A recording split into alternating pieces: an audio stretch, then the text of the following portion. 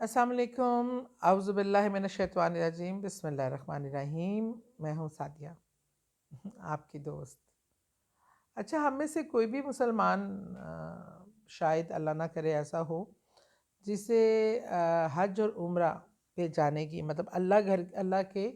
گھر کی زیارت کرنے کا شوق نہ ہو، اور رسول کریم صلی اللہ علیہ وسلم کے روضہ مبارک کا دیدار کرنا جس کی پہلی اور آخری خواہش نہ ہو۔ اور بڑا ایک عجیب ہی وہاں کا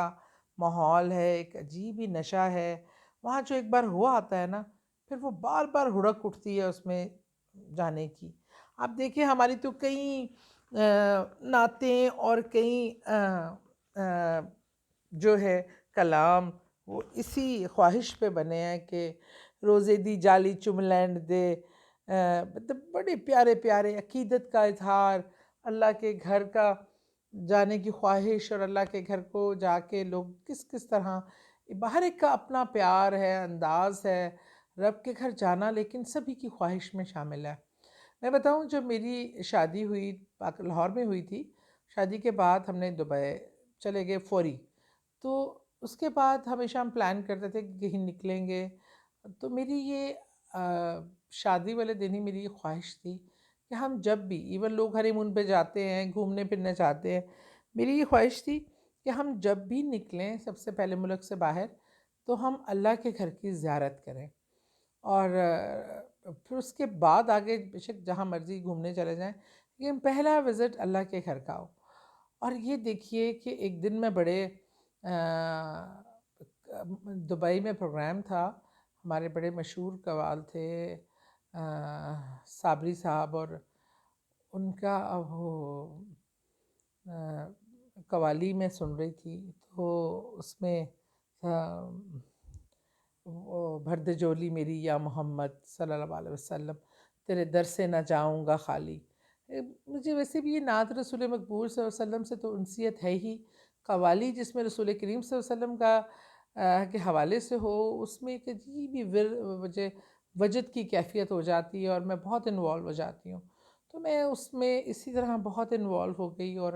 بہت ہی اندر چلی گئی ڈیپ، اور رو رو کے میرا گریہ وزاری، اور اسی دوران روتے روتے آنکھیں بند کرتے ہوئے میں نے دیکھا کہ میں روضہ رسول صلی اللہ علیہ وسلم پہ کھڑی ہوں، اور ہاتھ اٹھا کے دعا مانگ رہی ہوں، اور وہ منظر جو میں نے دیکھا، اب یقین مانیے کہ ایک ہفتے کے بعد میں پریکٹیکلی وہاں موجود تھی۔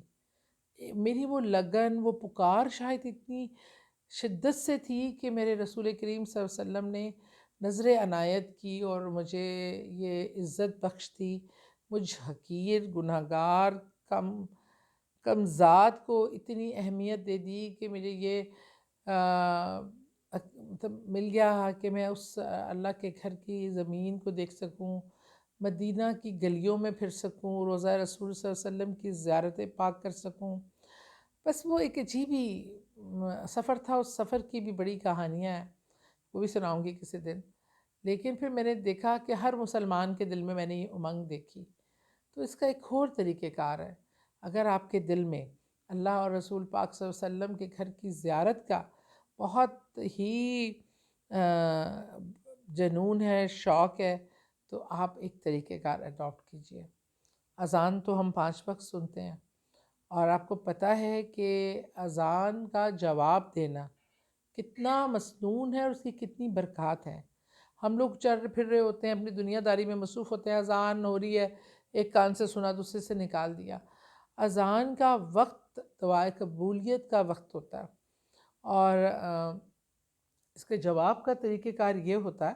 کہ پوری اذان جب وہ اپنا مولانا صاحب مؤذن جب پڑھتے ہیں، تو آپ کو ان کو واپس رپیٹ کرنا ہوتا ہے، ساتھ ساتھ رپیٹ کرنا ہوتا ہے۔ جیسے جب وہ حیا علی الفلاح یا حیا علی الصلاح کی طرف وہ بولتے ہیں، تو اس ٹائم آپ کو لا حول ولا قوت الا باللہ العلی العظیم مین کہ وہ اللہ کہتے ہیں نماز کی طرف آؤ، بھلے کی طرف آؤ، تو اس ٹائم آپ کو شیطان سب سے زیادہ روکتا ہے، آپ کو سستی پیدا کرے گا، اچھا میں بھی پڑھ لیتا ہوں، اچھا میں تھوڑی دیر کے بعد اٹھتا ہوں پڑھتا ہوں۔ جب ہم لاحول پڑھتے ہیں تو شیطان بھاگ جاتا ہے، اور اللہ ہمیں نماز پڑھنے کی توفیق دیتا ہے۔ اور اذان کے وقت کی اور اذان کے جواب کی افادیت اور بہت زیادہ ثواب ہے۔ تو جب آپ اس اذان کا جواب کے دینے کے فوراً بعد اپنے لیے یہ دعا کریں گے کہ یا اللہ مجھے اپنے گھر کی اور روزہ رسول پاک صلی اللہ علیہ وسلم کی زیارت کا موقع دے، حج کا یا عمرے کا جو خواہش ہے، جب آپ یہ خواہش کریں گے دعا کی صورت میں تو انشاءاللہ العظیم اس کی اذان کی برکت سے، اس کے جواب کی برکت سے اللہ تعالیٰ آپ کی یہ خواہش ضرور پوری کرے گا۔ بہت شکریہ۔